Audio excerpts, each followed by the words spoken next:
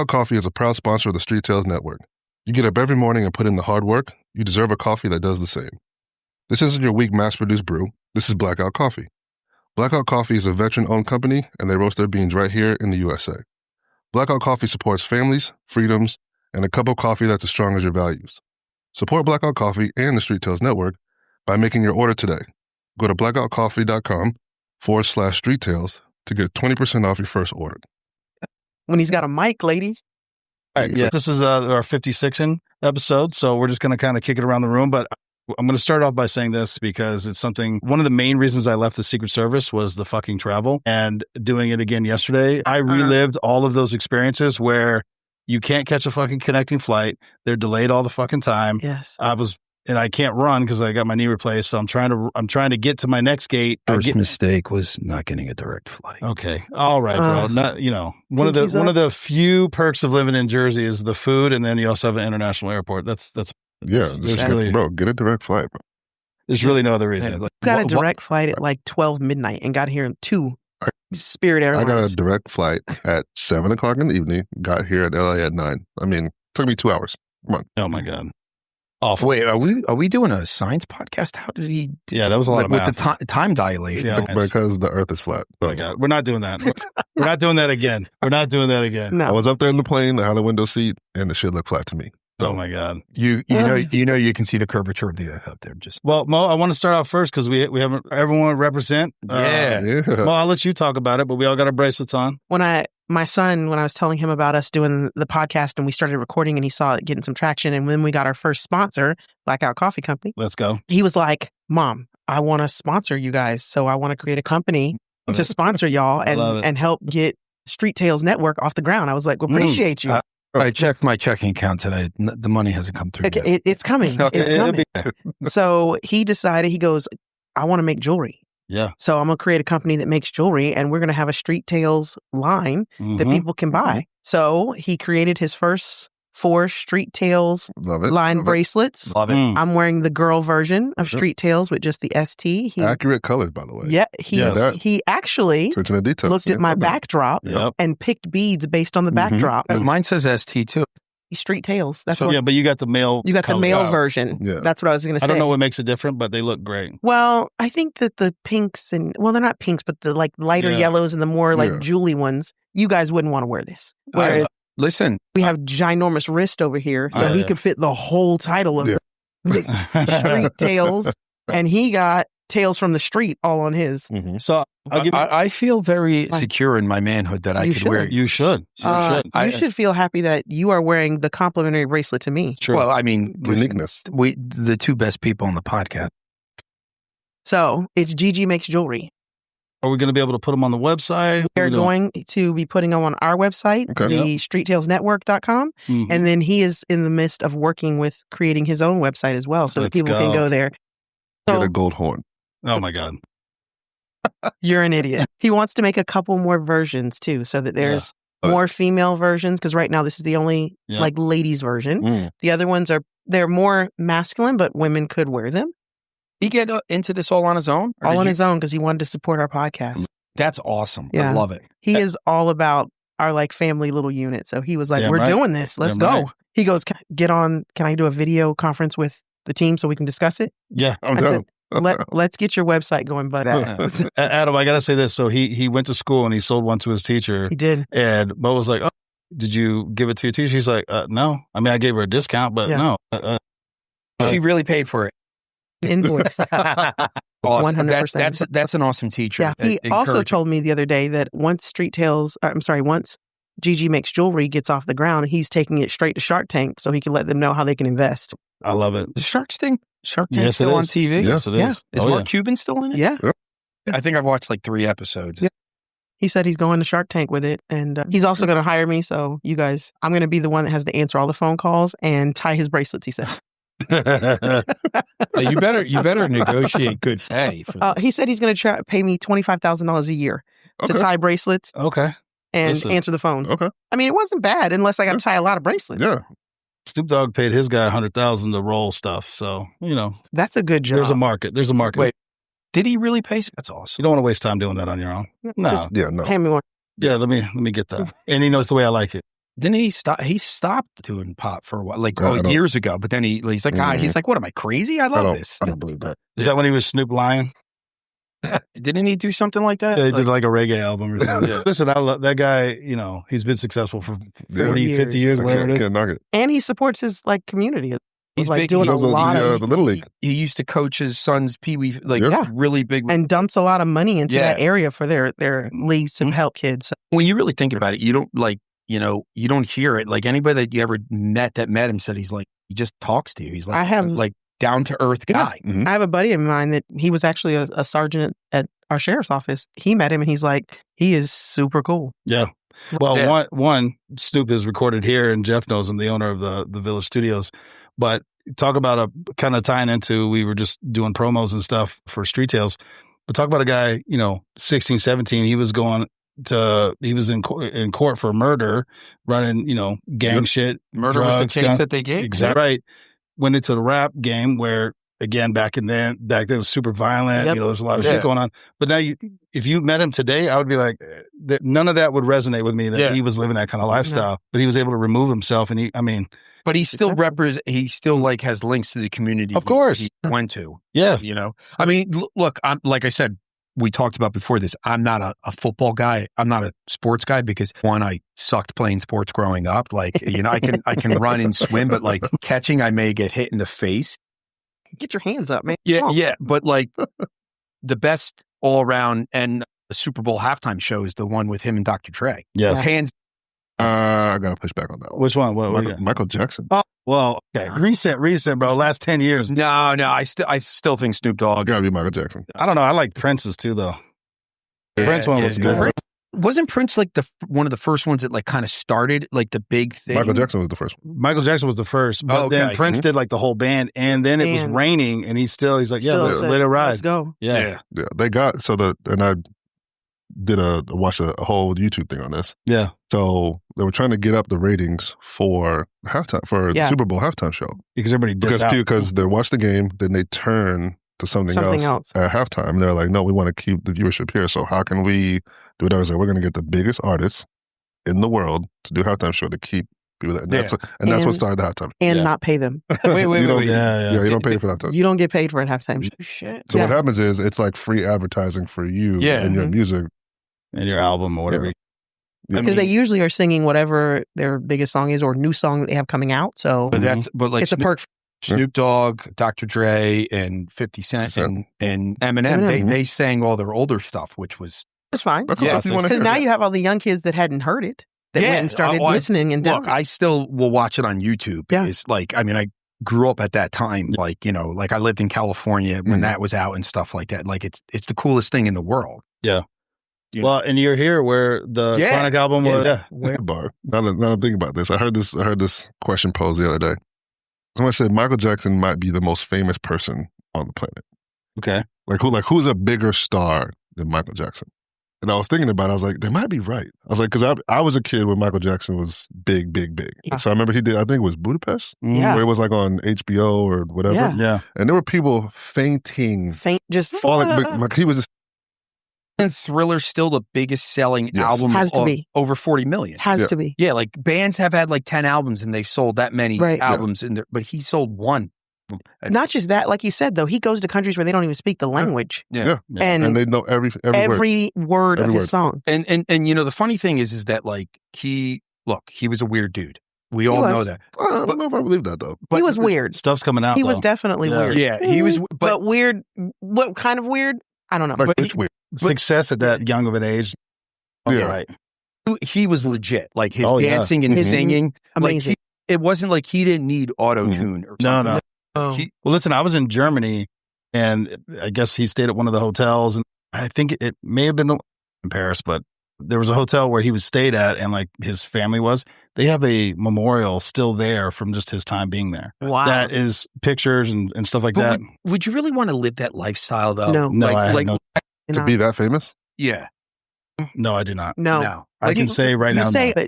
You can't just get in your car and go to the grocery store by yourself. Well, my was about the money that you have, right? So if you're that famous and that rich, you can afford to like be places and not. No. I still like I like that, like, you know, the hotel we stayed at this morning, I can walk to Starbucks. Right. Yeah. And no one bothers me. Can't like, do that. Look at Justin Bieber, like Taylor Swift. They can't go anywhere. There was a guy that said with Michael Jackson, he used to make prosthetics for his face so that he could go out in public and just be normal. Yeah. That's got to play with your mind, mental health. Like, look at Justin Bieber. Like I saw a video like last week where he's like eating, and there's it's probably from a few years ago, but like there's like a rope around him and people just staring at him and mixed in with the paparazzi. Like, dude, that's not a lifestyle. You're an animal almost. You're on display at all times. And you remember this? Yeah. When I first started, and I think we can all relate to this. That concept of everybody looking at you.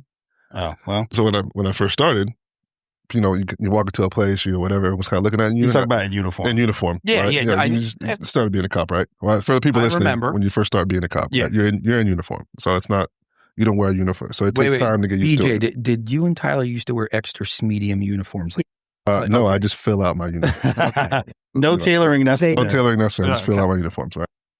Some people who tailored their sleeves. Oh yeah, listen. Every cop, police department in America has. Everybody's got it. Like, Everybody's hold on, let's save that because I want to talk about that. Everybody's got those. Okay, well, table out. So it took a while for me to like walk into places and people kind of looking at you, and I'd be like, "What the f are you looking at?" Oh yeah, like right. Do I have fucking six lobster heads coming out of me? Yeah, I'm like, oh wait, I'm in uniform. Yeah. And it took me out to be like, you do realize you're in uniform, right? Yeah. And I think it was Sharo, who was a valuable lesson. He's like, pay attention to that. He's like, because it's like a shark in a reef. Yep. Right? He's like, not every fish is afraid of the shark. Yeah. Only the things that are afraid of the shark, that are prey to the shark, react in a certain way. And he's like, and if you watch people as they react to you when you come in, it's like you'll be able to pick up on shit. Yeah. Oh, I guess that's a valuable little nugget. Yeah. How about when in uniform, when you would go into a place to get coffee or something? And I already know you're about to say. I know it. And I'm already annoyed. You know, and you've been it's summer, or it's like it's summer, it's hot by like down in Florida or hot in Jersey. And we know that like there's a law in the universe where Crown Vics or Ford Explorers, any cop car that the air conditioning after like 8 hours, it's just not, it doesn't work. You got the vest on and everything. And you know you're tired. You may have had like a shit ton of calls, or you just don't like, I don't want to be here today or something. And you go in and people come up to you and start talking to you like I want it to be at times to be like, are we fucking friends here? Or my coffee? I just want to like, you know, I just want to unwind. Like, I don't want to be bothered, like, because I just had to like, you know, and I wasn't in a high crime area, I always said, but like, I just had to deal with like 3 upper middle class people that complaining because their fucking leaves were on somebody else's has different PTSD. I wish I just got shot at for fucking again. Like, I didn't have stress like this in the Marine Corps getting shot at. Yeah. Like, I'm like, oh my God, you guys are fucking complaining. That one or the I didn't do it. That's the one. That's my button. Or when they look at their kids, they'll be like, you better stop misbehaving. They go, take your jail. And I'm like, I'll be like, no, I'm not. I would say that. No, I would say I go. No. Don't paint me as the bad guy here. Yeah. Like I would tell people. Some people would be like, oh, my God, you're saying this to me? Yeah. Probably should have gotten complained on from the. I didn't do it, and I would say I don't care. I would. I do one better. I just say not this time. And they're like, oh, I'm like, yeah. Or like, it was him. I was like, you actually fit the description more than he does. I was like, leave me alone. Me and BJ would be having food, eating 40, and it's 2 a.m. or whatever. And somebody would be like, hey guys, we're trying to eat. They would say, I don't mean to bother you. But you're doing it. But you are. You're doing it though. And I think maybe 1 time, maybe 2 times, it was just like, hey, appreciate what you do. I just wanted to say hello. Thank you so much. And they would leave. Most of the time it was like, hey, can I ask you a question? Bro, I'm trying to eat, man. Yeah. And they would want to complain about something that happened. I'm like, bro, I don't care. Yeah, I had that with when I left active duty and I worked for the State Department, and one of the guys I worked with was a San Diego cop for 6 years. And I learned a lot from being a cop from him from when I left federal and went to be a local cop. But I remember him telling me the story. You know, he grew up in San Diego. He's a former jarhead too, all around good guy. And he goes, when you're in uniform and you eat, stay in your car, or go in an alley or something like that. He goes, I remember one time, I don't remember what it was. He got a burrito from this really good place, and he's like, I'm all excited. I call out on my 9. Up in Jersey, we called it a 9 time for eating. And I'm getting ready to take my bite into the burrito, and someone comes up. He's like, excuse me, officer. And he was just like, fuck, and just threw it down. It ended up being like a 3-hour call. Yeah. He's like, Jesus Christ. I will say, I don't, and let me preface it by saying, too, people are going to be like, oh, you guys we have 45 minutes to eat. It's an hour. It's an hour now. Oh, is it an hour? Y'all are It's an hour is still not long enough for you to pull up, park your car, We had 30 minutes. Like, that's not enough time. So it's not that we don't care. If you have a serious issue, that's one thing. But more often than not, it was like you said. So the other day, I don't care about the other day. Like, I'm trying to eat. I got a ticket. Okay, fucking pay it. I didn't give it to you. I don't care. And the whole like, oh, I didn't do it. Like, it goes back to what we were saying, like Michael Jackson. I'm walking into something to get coffee, to grab.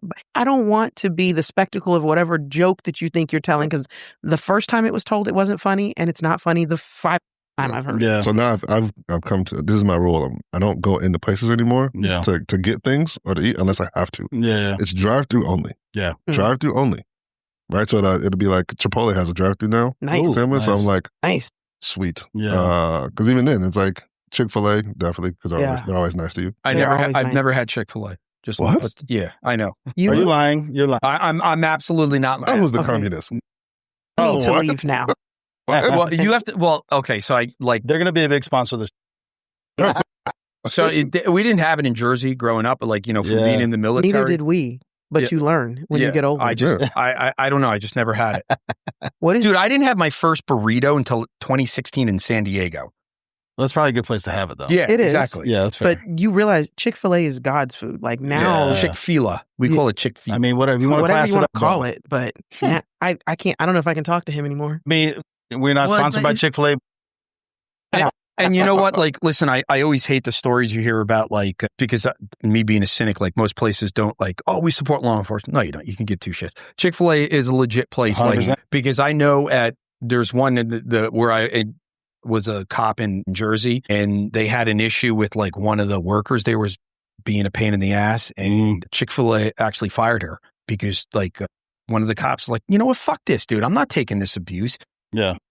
Spoke to like the district manager and like, no, like, no, we support law enforcement here. Yeah. Like even if you don't, like, it was basically like, you don't suck it up for the 8 hours you're there or whatever. And then, go home and post on your thing saying, I hate cops and stuff like that. But don't, like, she was rude to like a bunch of the guys. I'm going to talk about the tailoring the uniform, but then I also want to talk about cops that abuse.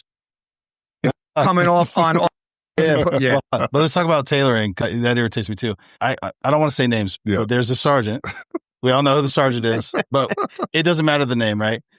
Fill out your uniform, but he would tailor it so tight, and he thought he looked amazing. And I think there was even something, there was somebody caught him and was like, it was on the 3 yards of fabric because he had his belt all the way up. I mean, just Adam, the most insane. He wanted all his body parts to be tight. Yeah. So the only tailoring I did in my uniform was for my pants. Yeah.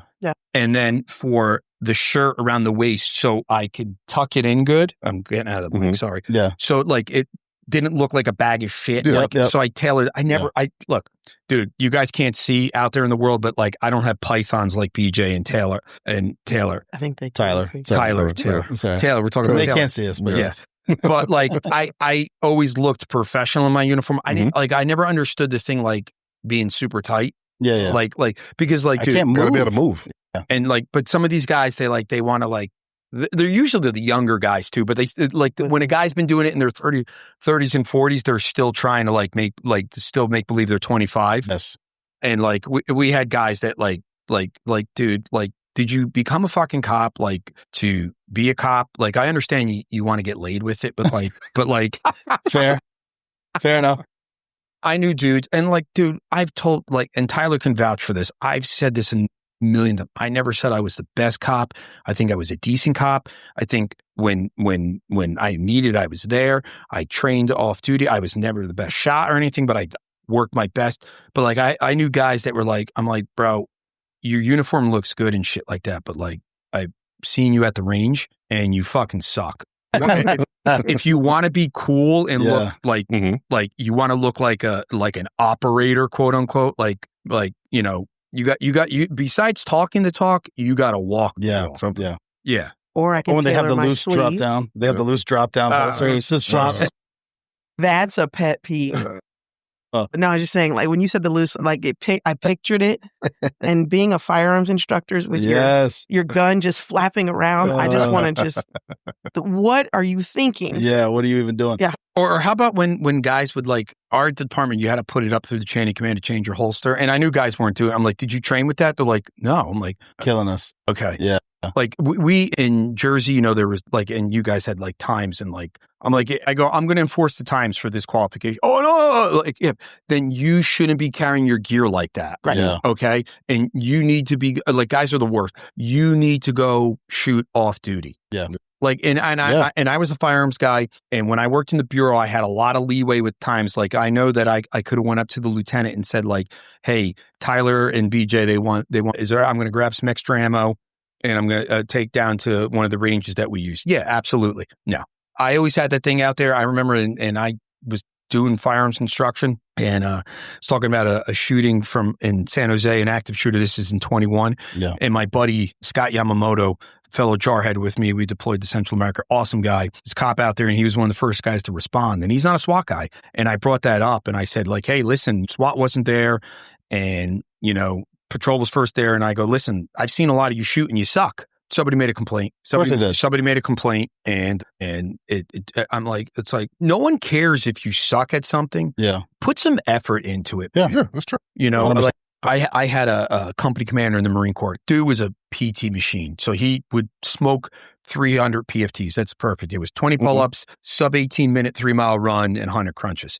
I watched him do 37 dead hang pull-ups one time, like perfect dead hang pull-ups. At 35, he actually started struggling. And he was a massive runner. And I remember, I think I told this story before, and he promoted this kid to corporal. And I said, hey, you know, sir, you promoted so-and-so to corporal, you know, like, you know, he's not like a PT specimen and stuff. He goes, you know, Mac, I came in on a Saturday at one time, and I saw him running up in the ridge by the East Gym in 29 Palms and doing pull-ups and stuff. And I would see him after, like, I'd be leaving work, and I would see him going to the gym or running. He goes, that's all that mattered. He was putting the time in. Yeah. That's it, dude. And well, so shout out my son, all on the same day, graduated from Intel School, Marine Corps, made Lance Corporal, and knocked out 20 pull-ups. I think he was more excited that he was able to do 20 pull-ups. Yeah. I would have been more excited. He realized, because he's only, 19, right? Yes. He's going to go up in a year or two to 23 pull-ups. He's going to have. I would have been excited for 19 pull-ups. If I ever do 19 pull-ups, 20 pull-ups, I'm walking out of the gym. I'm done. Like, you know how in the NFL, they're like, whoa, that's it. So I got a good story with that. I had to do, I think it was a captain at the time, but, you know, because I had broken time. So I think I was 40. I was 40 at the time, 39 or 40. We go to a local reserve unit. Like, I'm like, hey, can you guys run a PFT for me? They're like, yeah, sure thing, sir. Come on in. So it's pull-ups, crunches, and the 3-mile run. Never was a good runner. Never got anywhere near 18. But I do the pull-ups, and I knocked out 15, and I'm like, I'm stewing a little bit. And so I do the crunches, do the run, got like 23 something. And like, listen, I was happy with that. Like I finished the run, and like, I was like, and I'm like, hey, Staff Sergeant, can I do the pull-ups again? He's like, yeah, you know, it's just me and him. He's like, absolutely, sir. Get up, get right on the bar, knocked out 20. No hesitation. He goes, that's your score, sir. I'm keeping that. He goes, that's impressive. Yeah. So then I realized that I would do a set of pull-ups before, and then like try and do the run, and then get it. And that's why I was able to get my 20 pull-ups and stuff like that. Done. Walking out of the gym. Yeah. All right, so I'm going to throw, this is just a little, it'll save people everywhere. It's called, going back to tailoring, it's called a gusset. I'm not going to put emphasis on my areas, but a gusset, this is the only tailoring I've done to every uniform and suit. It's basically like a diamond-shaped piece of material that goes in the crotch of the pants, so you can stretch and run, and it doesn't bust out the seam. Yes. It's called a gusset. Yeah. Is this a problem? Yes, it is. Yeah. Well, you know how some females, stuff like Tyler can tell this, like females' heart, like in the Secret Service and diplomatic security services. Well, suits mostly, but yeah. Yeah, for suits, it's hard for girls to get like good suits that they can carry. That is true. Guns in. But I know what Tyler's saying from having done protection like most suits out there, they're not like designed for protection. No, that's not what they're designed for. I don't feel like that's something women run into. They're not designed for comfort. Well, it depends on what you're wearing, but you don't have a appendage in the crotch area. Yeah, that's why I didn't know it was an issue. Well, listen, every Secret Service guy on the detail anyway, it was funny. We always had our backpacks that we always had with us. Side story, and then I'll get to it. We were in Orlando, and all the SWAT guys in Orlando were like, hey, they came over to me like, hey, man, you guys have these tactical bags. Like, what are you guys keeping there? And I was like, oh, you guys want to see? And so I had the whole SWAT team come in, and I was like, boom, I got some snacks, some M&Ms, some water. But we also all had black duct tape because you were going to bust your suit pants open, getting in and out of armored vehicles and all this stuff like that. And so you would tape the inside and throw that pair of pants away and have to buy new ones. But what did you use? A specific brand of suit? So there's all the varieties. Again, they're not sponsored. I used to just buy the cheapest ones I could find and then tailor it. No, dude, these are working suits. Yeah. Now, my suit of choice, it's called SiX'N, SiX'N, SiX'N suits. They look good. They're custom fit to your body. They're machine washable and they're stretchy material. Do you wear the machine washable suit? I have a couple of those. Yes. Did you have them for with the Secret Service? Yes, I did. See, they were the shit. I had some Calvin Kleins that I got from, I think at the PX when I first left, and then, but those were actually well made. But the one at the time I couldn't afford it, like Brooks Brothers. Yeah, a lot of guys in DSS had Brooks Brothers. No, for at the not as good now, but like the quality you were paying for it, but the quality for like the suit looked good and for doing protection work, top notch. I will say for like you talking about the stretchy suit, I feel like that's something that's been women have had access to that. Not for men. Like that's why when you said busting at the seams, it's like, wait, this. Matter of fact, before I found SiX'N, the best suits I ever had made were when I was in Vietnam and we had custom suits made. And let me tell you, they made them bitches in 2 days. Measurement, tailor, and it was like how 100. They not. I don't know American conversion. It was like they call it, the money's called dong over there, so it was like 2 million dong. Wait, called what? Dong. Oh yeah, I put $100 in, and I had like. Oh, get your mouth out of the guy. Wait, what? So we were like, yo, we're dong rich up in here. Yeah, we're stars. I will say I also like their money. Their money looks better than ours. It's really. It's anyway. I thought so. It's very pretty. Yes. I got a pretty good suit story. So I retired from the PD and I took orders with the Marine Corps. I'm down in Virginia on orders down there. You know, still Jamie's still up in Jersey, and our neighbors invite us to their daughters getting married. 21 years outside story, but it's over Christmas time, so I come up and I forgot to bring my suits that I brought down with me to DC, and I'm like, and I had a couple in the room up there, but they were 3-button. They're like out of style. I'm like, I go to Jamie. I go, you know what? I'm going to go fucking treat myself. I'm going to get a nice fucking suit, like an Armani or something. Double pinky. We're not done. Sorry. All right. So I go to Nordstrom's. Do you guys have Nordstrom's down there? We do. Okay, good. Some people don't have it around by them. We don't call them Americans. No. So I go to Nordstrom's and the sales guy's really good. I'm like, I want a nice conservative like Armani suit, who he just passed away the other day, Giorgio Armani, 91. He did. And I really want like an Italian made, because I know they're really good. Because one of the guys that did protection with was loaded, and he had some Hugo Boss suits and they sucked. So I'm like, and he goes, do you like this one? I go, yeah. I go, oh, this one's really nice. This Armani. He goes, no, this is a Canali. This is a step above Armani. I ended up walking out of Nordstrom with 2 Canali suits. There you go. Now we can do double pinkies. Yes. Yeah. Let me tell you something. Let me tell you something. These suits are like a second skin. They are so comfortable, and like I will never spend like cheap money on suits again. How much did you spend on this second skin you're talking about? It's got to be $1,000 or more. $2,000. The suits were $2,000 each. Yeah, that sounds right. But wait, I got them cut. I got like, I'm not flashy. I'm not hip. I'm not in style. I got them so they like 20 years from now, unless like, you know, we go to a totally different, the suit's still going to look good. Yeah. So it's got to for that price. And I made sure that there was extra area in the waist in case I gained some weight. There you go. Let me explain double pinky. Double pinky. So in the Secret Service, the reason we all buy cheap suits, 1, because you're going to get busted, and 2, you're wearing them for 18 hours a day. Yeah. I won't say the name, but you guys, you have met him. This is just it's not just on him, but it's the story that sticks with me. It was an 18-hour day. He was in a suit. all day long for a site. We all get back to the hotel. We're like, hey, we're going to meet at the bar and, whatever. And we're like, hey, man, come on, we're going to meet at the bar. He's like, I need to go to my room right now. And we're like, oh, okay, bro. All right, whatever. So he goes, he comes back and he's like, oh, we're like, you good, man? He goes, dude, I took a shit 5 hours ago. I don't think I wiped well. God, I've been through this in life, but go on. Oh. So that's why I get I'm not doing that in a $2,000 suit, man. You do that in a $100, $200 suit. Did he have wait? Did he have boxers on? Allegedly. You just burned the boxers. I hope so. I think you got to burn all that, but like that shit. But that's a normal stuff. Were you doing it in advance or a detail? Yes, it was an advance. So then why didn't he just run and go wipe his ass again? I don't know. Just busy. You'll meet him and you'll understand why. His stories are great. I get in trouble because I like telling his stories, but I'm like, they're so crazy. Is he still with the Secret Service? Yes, he is. This is what goes on 56'N. Yes, it is. So anyway, back to cops who abuse privileges. But hold on, let me just, I want to tell mine because it irritates the piss out of me to this day. There are restaurants and chains that individually specific, sometimes they'll give, discounts for cops or whatever if you're serving because they want to give back. It's the way they give back. It's very nice. You don't abuse it. Once a week, twice a week, whatever. Tip. Always tip. Whatever you got to do. Tip on the original bill.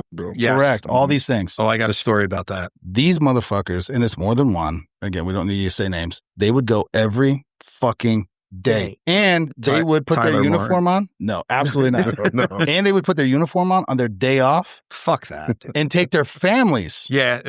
And they would treat the staff poorly and not tip on the original bill. They would tip on what it was. They would tip on the discount. Ruining it for everyone. Here's my pet peeve with that.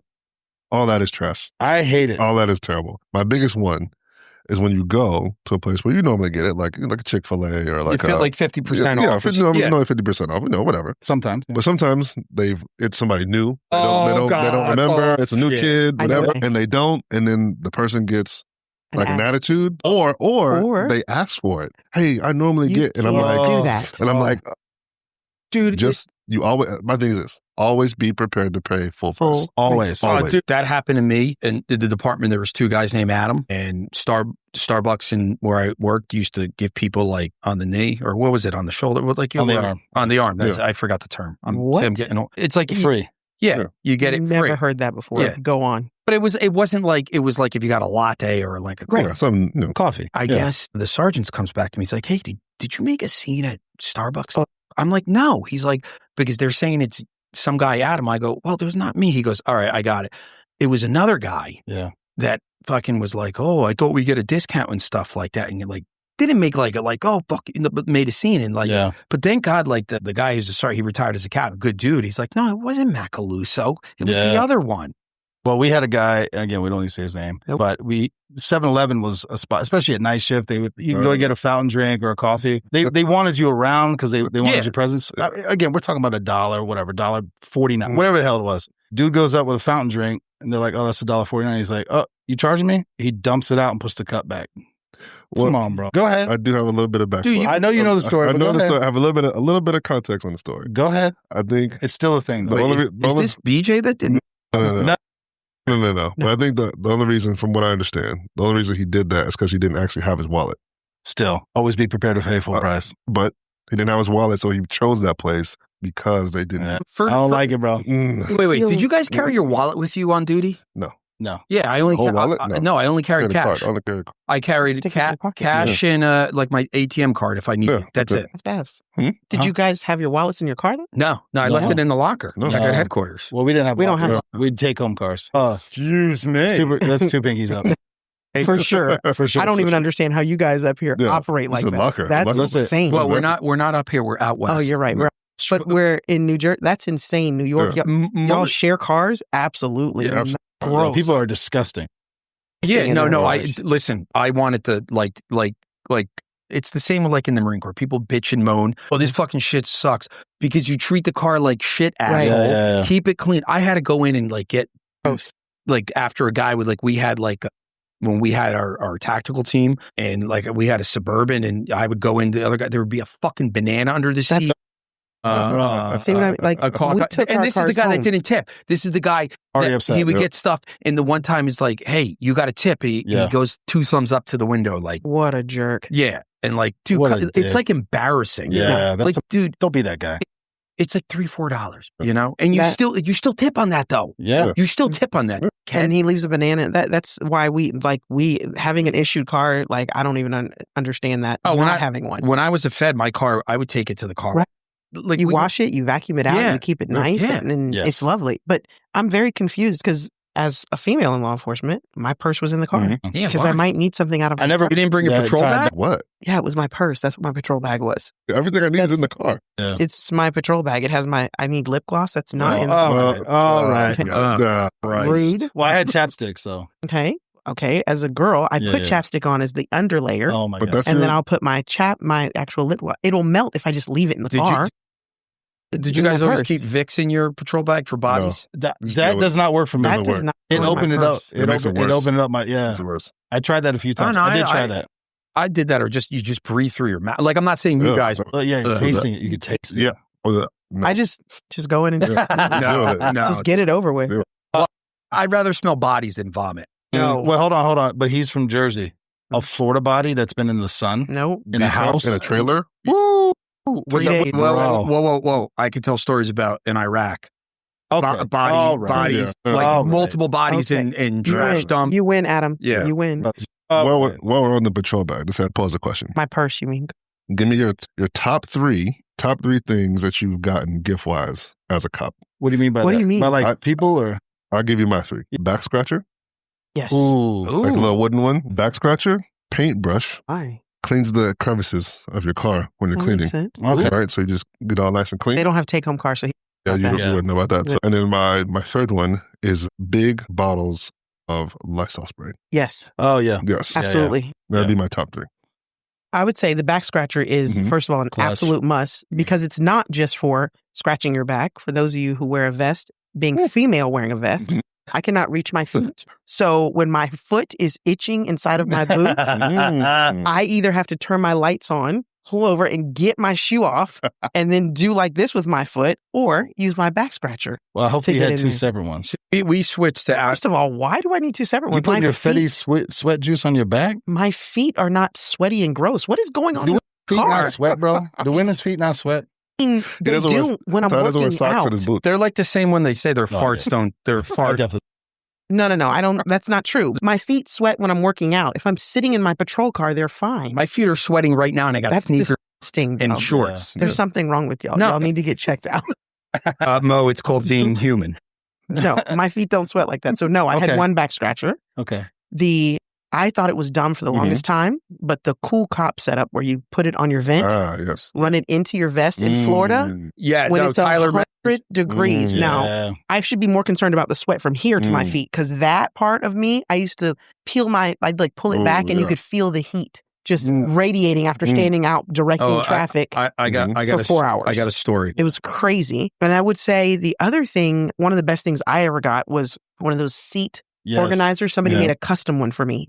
That fit my seat, it was made out of wood. So jealous. It had handles, so when we had to trade cars out, just show me tonight. I'm ready. Loved that because otherwise it took us 5 years to move everything from one car to the other. Did you guys call in from service from home or did you go do a roll call? It depends. I can date myself. When I started at the sheriff's office, we always had roll call. So we went to the district. Did you have wheel guns too? First of all, did you you're older than me. You did too, sir. I know. But no, I came after the wheel guns. I did come when we were still handwriting reports, though. We did not have computer. We did the accident reports. And I missed, those were quicker to handwrite than do it on the computer. Oh, no. We wrote everything by hand. And when I first started, you would have a sergeant, you pull up to him, hand them your report. They'd look at it and go, this sucks. Or start writing on your report with a red pen. That means you had to do it over again. That's brutal. Let's segue into that really quick. Because we talk about leadership and law enforcement, stuff like that. And I think we're all guilty of it some way, but that's such a dickhead move. Like Tyler and I have talked about this, I think when I first did it with him and outside. Dude, correct the person and show say like, all right, hey, Mo, look, I did you got to change it. There's this and that. Like, don't rip it and shit like that. Just like say, or like if it's like, hey, listen, BJ, I sent the report back to you. I printed out a copy. like, and this is where like a good leader is like, you know, but this is also where you're also a good worker. Like you understand, like, because, you know, each sergeant or whatever lieutenant, how they want it, their report. You just, yeah. Maybe because I'm older and I get to the point, like, I'm like, just don't fight the man. No, write it how they want to see it. Right, like, oh, I don't understand why. Like, dude, shut the fuck up. Some people, though, you couldn't satisfy them. Oh, no, I know. And that was the problem. Like, but what happens is the deputies would just be like, let me run what supervisors? Nope, not taking it to that one. Nope. Oh, send a message to that. Because you could send it out for us. We could send out a message to all supervisors. Needed somebody to sign a report. If you knew there were certain ones logged on, you just send it directly to one supervisor. Can I meet with you to read my report? Because they would be reasonable. And it's just like some guys would just did it to be total dicks. Yeah. Like, dude, like, and that's like going into another thing with like law enforcement. It's like, and Tyler and I have talked about this. It's like when someone messes up and like guys start making fun of them, like, well, maybe they never did this call, or maybe why don't you help them? Yeah. Like, I'm just using, like, BJ, you've been on 8 years already. Tyler's been on a year. You've had 14 of these type of calls. Help him, like, instead of being a dick about it, like, I'm not saying you, but you know what I mean? Like, and then, like when I was a detective, I'm like, guys, I'm like, hey, you need to do a subpoena. They're like, I don't know how to do it. I'm like, all right, you know what? Let me show you. Or like, I would help guys out, like, they'd be like, I'm going to nights. I'm like, all right, listen, I'll do your subpoenas. I'll get the requests and I'll forward them when I get it to you. It's going to take a few months. Like, but some guys are just like, they loved seeing dudes fail. And that's, and I don't get it where it is in law enforcement and like, why? Like, yeah. Why? Well, the other thing, a lot of this policy stuff, report writing stuff, I've realized, especially in the Fed side, it's all bullshit. It doesn't mean anything. You could work an entire case using a Word file, like a Word doc. Absolutely could. They don't care. They don't need your 304s or, you know, whatever forms you use. Yeah. They don't need it. It doesn't do anything. They'll look at it. All right, cool. I mean, it could be a Word doc that you turn into a PDF. It doesn't matter. But it's also they harass the shit out of you. It goes back to this where, like, give me either a policy, some go-bys, or send me to training how you want the report written. Exactly. And I will do it that way. Yeah. But don't tell me I give it to Tyler, who's my boss. I give it to BJ, who's my boss. I give it to Mo. Each one's differently. Like, you know, like, don't like, and then, dude, tell me how, like, we had a captain that retired that he was good. He was big with the accreditation and everything like that. And he starts a report on 24 August, 2016 at 17:51 hours. I was detailed to 1513 Main Street for a report of an intoxicated person. Start the report like that somehow. That's what he wanted. But guys wouldn't do that. And then we had like arrest. Like I arrested Martin Capital. During the whole time, I kept face-to-face eye contact with him during the whole, that they wanted that stuff in the report. And guys would like, I'm like, dude, just do it. It's like, you know, when you do a DUI report, it's like there's certain things, like you hit the SFSTs, you go in, like you put the little things, when I walked up the car, I put my hand on the hood. The hood was warm at the time. It's like stuff like that. Then I did, like, I didn't do a lot of DUIs because, like, dude, still hate them. Didn't like doing them, but like I had a couple good from the field training officer I had that showed me, and he was good at, like, a good report writer, and that's just how I did it. Yeah. What were your 3 things you never told us? So the cool cop was one, and I'll say this because I used to shit on people that used it. I was like, that's dumb until I needed one. That was number 1. Number 2 was I had a really cool pen that was a light, a pen, and also I had one you of could those. use it if you need to. They were great. Especially when you're writing at night and you're trying the blue light pen? Yeah. That one was and you nice. could write while you're doing it. That was. And you could toggle between, wasn't the one you could toggle between red and blue? So it didn't mess up your night vision. Yeah. I enjoyed that. We've already said back scratcher. It is clutch and key. Clutch. Mine is more specific to me. I don't think it was a gift or anything, but I used to, for me and my skin with the Kevlar vest, I used to rash out. So I always kept silver nitrate powder. You're an idiot. Dude, I wore because we wore cotton underneath this. That was the first time. That was when it was really bad. Why? I didn't know. And then I got Under Armour, like the nice ones, and it made it better. But I'd have to throw some powder back there. You got to wear, like, because we had. Oh, dude, I was like bleeding. It was bad. It was really bad. You let it go that far? You didn't know. That's what was happening. That's why. How often did you guys like? How often did you change your uniform? Like, you know, like I usually would wear. Like, I feel like this is about to go down a gross path. Go ahead. What? No, I like, I know what you're saying. I would change. I would usually wear mine 1 or 2 days, maybe 3 sometimes in the winter. But 3's the longest. Yeah, 3 is the max. Like a long work week where you work the 2 and a 3? Not every day, no. You guys didn't put on a new shirt. Unless I got something on Dude, how many shirts did you get issued? Did you have like 16? I think you started out with 5. I mean... Wow, really? I think you started out with 5. We only work 5 days. Like in our long week, you work 5 days and we never work more than 3 in a row. You absolutely should wear a different shirt every day. Well, it's true because you have off duty, you have other things. Yeah. So I try to save stuff for different things and then have a nice one for court. Okay. For the record, I wore a different shirt every day. I sent my shirts. They went to the dry cleaners. They got dry cleaned and pressed. I did that too. Yeah. No. After one wear. After one wear? Yes. That's aggressive, but I hear you. Yeah. It's not aggressive. We wore white shirts. For those of you who didn't know, we wore white shirts. Yeah, and you guys had like the polyester, which we had too. No, the shirts, you could buy polyester shirts. The issued ones were not polyester, but they were white. Putting your seatbelt on, they got dirty. Why are you wearing a seatbelt? See, that's your problem. You're a liar. I washed my uniforms. I put them in the machine. I would wash my pants. No, I would do my shirts and everything, and I only take them to get pressed. Yeah, you dry cleaning doesn't clean, man. Dry clean doesn't clean. I mean, it worked for me. Did you clean your vest carrier? My vest carrier, I washed at home. How often? I would wash that No, those things smell crazy. That's where you get the smell from. They were terrible. That's probably, for me, at least once a week. I would wash them after eating. You don't spray them after you get home? Witch hazel, you lay them out and let them air out and then spray them. I have a rack for it. And so I put it on the rack and you spray it with Lysol. But you wash it like after our, if we did our long week, after our 3 days, it got washed. After our 2 days, it got washed. Yeah. So it got washed 2 days. I work, I'm like, bro, fucking clean your uniform. Oh, we all work for people like that. Yeah. These were not 2 that I thought I ever had to say that to, but now I'm... 2-3 days is not a long time. In the winter? Bro, winter even in the Florida? summertime. Mo would not do good in the Marine Corps because you wear your camis, like especially you're in garrison, you wear them for like maybe the week. I fully respect people who went into the military. There was a reason that I did not. Yeah, fair enough. The lack of being able to shower, but what would have fully broken me down and gotten me probably put into the brig was the lack of bathroom facilities. Poop is a struggle. Bro, we're really going downhill. That. So people, yes, like that's why I checked out of both of those conversations. I like home court advantage when I poop. Yeah.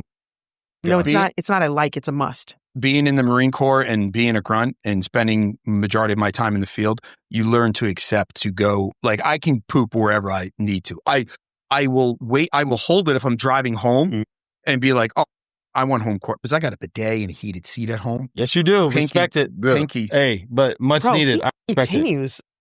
I tell you, he's a Renaissance man. Dude, I listen. I am all about comfort. I listen. I went 72 days without a shower. Yeah. Okay. 72 days. That's fine. No, that's disgusting. DJ, that's disgusting. He was in combat. So I told this story to Tyler. We crossed the border in Iraq. We had our mop and they suits smelled on. you. No. I didn't smell it because the mop suits we had on, those were the chemical suits. We wore those for either 21 or 22 days. But like, dude, it was an operation to go to the bathroom though. Let me tell you that. That was an operation. Whoa.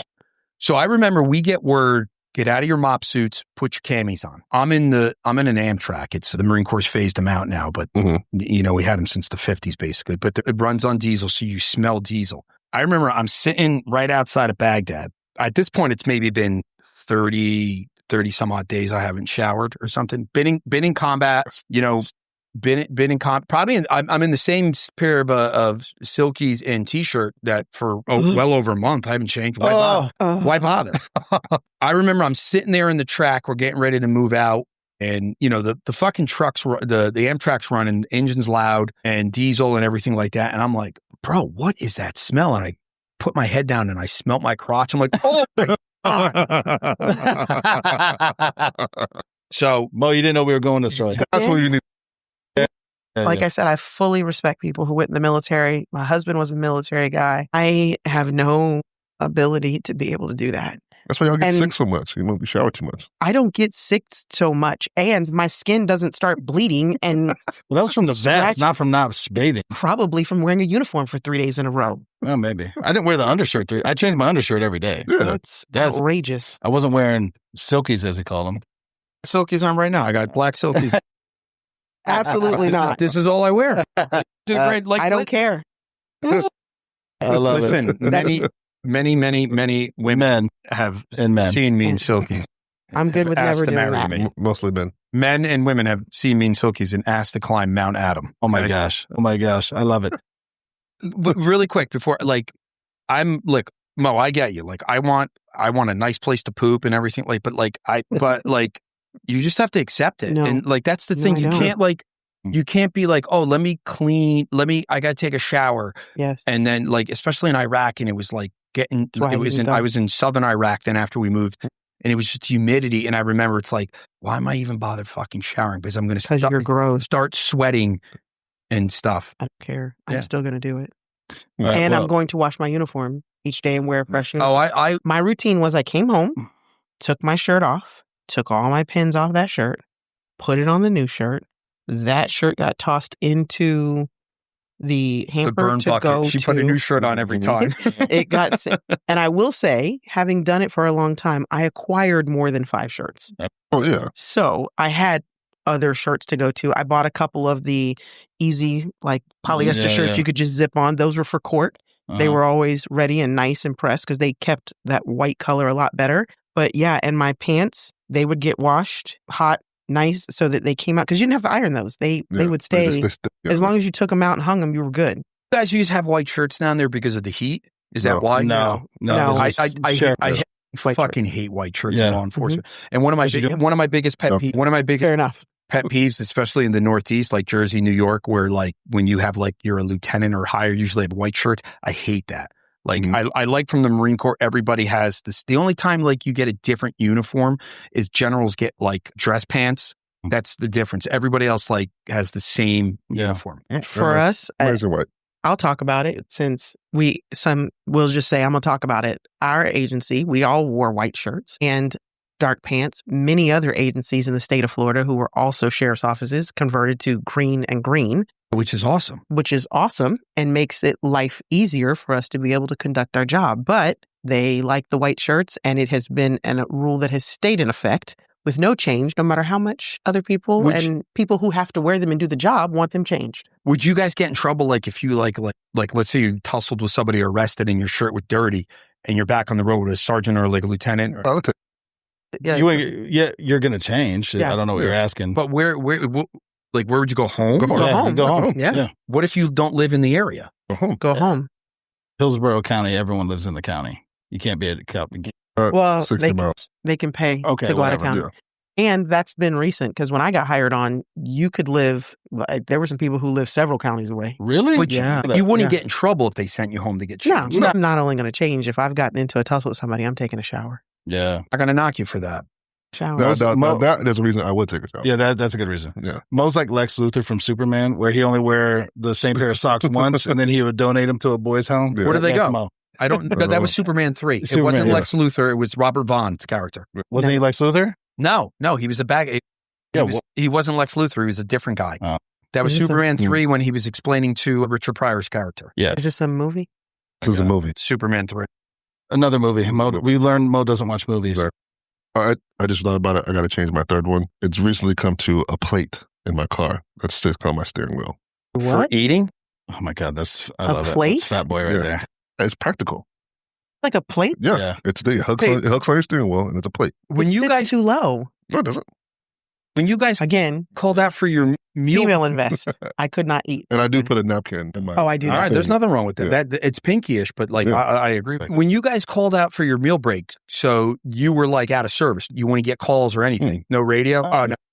No, you don't get calls unless someone's about to die. You're gonna get a call. You have to clear yourself though. But if you're like not have to, but you can clear yourself from your 40 to go to a call. The only reason I had to clear that is if like it was another deputy like around the corner. If it's like, hey, there's a crash, there's a crash down the street. Because they don't dispatch you. Like usually. By us, because like, oh yeah, 151. I know you're on your 9. I was supposed to take at 12:30, but it's 2 o'clock because I've had a bunch. Can you? I'm like, Jesus Christ, dude. No, I'm eating. My answer is no. No. Yeah. 54 Hillsborough. I'm out on 40. No, about to log out. No. When I send you a message, hey, can you? No. Not by I just don't answer. Because God forbid the sergeants actually like. Oh, they'll never take it. Yeah. It's stacked. Well, it's customary. You don't do that. Yeah. You don't. No, you don't want them to either. Yeah. No. You don't. Like when the sheriff goes on patrol. Okay, bro. Stop. Please stop doing that. There's 10 cops of them. Yeah. Anyway, let's wrap this one up, but we would be remiss. Street Tales Volume 1, the book. Yes. Officially out. Don't worry, there's no poop stories in it. There are. Actually, now I'm trying to think. You make me think there are. This is why we don't record all four of us together. It always goes down to poop stories. You can buy it on Amazon or you can find it on our website, streettalesnetwork.com. Buy one on each platform. Mm-hmm. Yes. Tell your friends. Buy them for your friends. You can buy ebook version. You can also buy the hard copy version. Paperback. Absolutely. If you're listening to this podcast, we know where you live. Christmas is coming. More than one. Buy more than one. It helps support the channel. Let's talk Tell them what it is, like what the book is about, because it's kind of innovative. Oh, fair enough. It's not something that you see just because you listen to podcasts, I would say. So the book is, again, we're trying it out. There's nothing like it. And I've said before, there might be a reason for that, but it's a podcast book. It's not meant to be read as a novel. It's a series of stories about individuals' lives. And what I like about it is each section, at the beginning of the section, there's a QR code. You can actually scan it and listen to the podcast episode that was recorded, which is what the story is about, which I think is cool. And for those who are reading it, it is not just a transcript of the show that I then turn into a book. No. It down, filled out a little bit. There's some beginning and some ending, some wrap up, but I edited it down to focus on the stories I was trying to highlight. And you added it from like your perspective of how the story interacted with you, I would say. Exactly. And the first three sections are friends of mine, Monte Duncan, Dave Tarbox, Joe Caputo. They all struggled with various forms of addiction, criminality. They all had their rock bottom moment. They're all very different. And then they all were able to come up from that and be successful in whatever it is that they're doing. The back three sections are the Street Tales team, but also law enforcement professionals that all had very different paths into law enforcement. Mm-hmm. And it dives into those stories. And the overall purpose of the book for me is just to have that conversation. The reason I wrote it the way I wrote it is I wanted it to be your words, the words that they use, not how I interpreted the words. So that's why I wanted to keep the conversational form and the format. And the purpose being, like, I want to generate conversations. It really hit during, a few years ago, George Floyd, BLM, there was a lot of disparity, a lot of aggression, and a lot of agencies were circling the wagons, and there became this rift, which I'm not saying there wasn't a rift before that, but it definitely highlighted the rift, and people stopped having conversations with cops, and it was just immediately evil, or cops on the other time were like, you're immediately evil, you're a bad guy. We all live here. Walking down the street, we hate you. Exactly. Yeah. And I mean, BJ, you and I talked, we don't have to get into all that again, but like the people's reaction to you working on the street, because I was a Fed at the time, but the way they is like, bro, you don't even know me. Like I live here. It made it seem like we're complete strangers and in an invasion force. You know what? Let me actually touch on that for a second. I've talked about it on a couple of episodes. The rhetoric being used today by politicians, and right now I try to keep the political stuff out of it, but when they're describing law enforcement officers as masked armed men kidnapping citizens off the street. You mean federal agents, National Guard, local law enforcement? These are men and women, husbands, fathers, sons, daughters that live in this community, live in this country, doing a job. They're not masked armed bandits and invasionary force. Like, these are human beings. And I get sick where they're like, it's awful. Where you read the comments, just following orders, then leave. Like, okay, then you support them. Yeah. Like, a job. Like, it's not 1938 Germany where you're rounding people up. Yes. It's not like people, like, they're trying to make those comparisons. They're like, nobody's being rounded up and executed on the street. Like, it's not happening. They're doing a job. Yeah. So anyway, hopefully, I'm not saying this is the end all be all, but the podcast, the book, it's to show it's highlight those stories, highlight those communications. Absolutely. And these are all people that are friends of mine, which I love the story with me and Dave, because Dave met him. He was my barber. And, just if you've been in a barbershop, you talk. You get to know your barber. You should know your barber. And he was like, I was like, yeah, I work, for the Secret Service. It was like a record scratch in the barbershop. Everyone was like, ugh. And so that's how Dave and I started talking, and come to find out, like, he was addicted to heroin. He had been to prison for robbing banks. Like, he had a whole different life. I didn't know that Dave. I know this Dave, and Dave owns his own business. He's a barbershop. He's a family man. He's got his children. He's giving back to the community. So it's like, why wouldn't we be friends? That's crazy. Monte, another one. He came from a very different background than I did in Atlanta, and his story to me just is so. 9 years old, he got moved into Zone 1, a bankhead, and I might be misphrasing that. I'm not an Atlanta guy. But anyway, everyone sold dope. So if you wanted to be friends with anybody, you had to be friends with them and sell dope kind of a thing. This is it was like a safety thing. This is going back. It's like the environment, like, oh, you can get out of it. No, some people can't, dude. Yeah. What's he going to do? I'll take the train to Buckhead and go live there. Exactly. What are you going to do? And then Joe, Caputo, his story, like he just got in a party crowd. He was out here it's not LA, but it was out here in California. But he was like, got into drugs really early. And he outlines it in the story, but he was running like an organized retail theft crew where they're like, they had like a shopping list and his team would go in and steal a bunch of shit. And he was selling, but for him, it was crazy. Like making money and he was supporting his. Dude, that's impressive because I couldn't even he was doing that team. I couldn't do that sober, But then he hit rock bottom. He overdosed twice. The second time, his friends are looking over his body, like talking about how to get rid of it. And I'm like, holy fuck, dude. And that was his rock bottom. What do you call it? He went through withdrawals. He got clean, but he did it on his own. He just locked himself in his room for like a week and it was awful, brutal, sweating, puking, all the stuff that he goes through. And at the time he was like 400 pounds. He was a really big dude. And he has just converted his life, dedicated to fitness, leadership, sales, and now he's very successful. Multiple businesses. He's an executive for the company he works for. Very in shape dude, even though I think BJ hurt his feelings a little bit. Joe's very strong. He's a very big dude and very strong. BJ's wearing like a hoodie. He's like, ripping out what, 405? Or what? I don't remember the weight because I was happy I got 315, but outrageous. Yeah, but anyway, but like, wait, BJ, you rep 405? You reps more than that. More than that. Like 3 to 5. What's your max? Right now, probably like 455. For one time. I spotted him when he did 555. So what do you do if you're spotting him at 555? I was going to say, what happens if it gets loose? Well, you take the clips off so he can dump the weight. Experienced lifters know that's you. Yeah. You bench with the clips off and you squat with the clips on. Yeah. So you can throw it. So you can throw it off. You lose it, you can. What are you squatting? I'm not squatting right now. Once again, I've seen him do 600. Squat? That's for one time.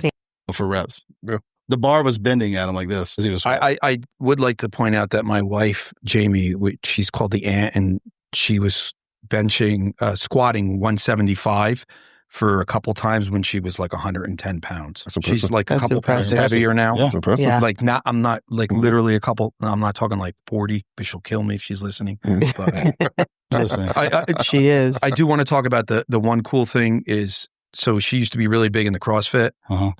And this is after we had our daughter. I think she was like 4 or 5 at the time. And she goes to the gym and they're doing like, they do the PR things. The owner's wife does it. She did like 7 or 8 pull-ups. And Jamie gets up there and knocks out 11 dead hang pull-ups. The owner, come on, Jamie, you can do more. She's like, oh. She gets off, and this is in her 40s, gets back up in the bar and does 14 dead hang. After having our daughter. If I do, I'm walking out the gym, yo. All right, guys. We got to be respectful of time. Respectful of time. So, you good? Look for it. Amazon, StreetTales.com. StreetTalesNetwork.com. Again, we know where you live. Buy the book. Local bookstores. Love it. Appreciate your support. All right, clap it out. Boom. That was fun. You realize we could just keep going all day.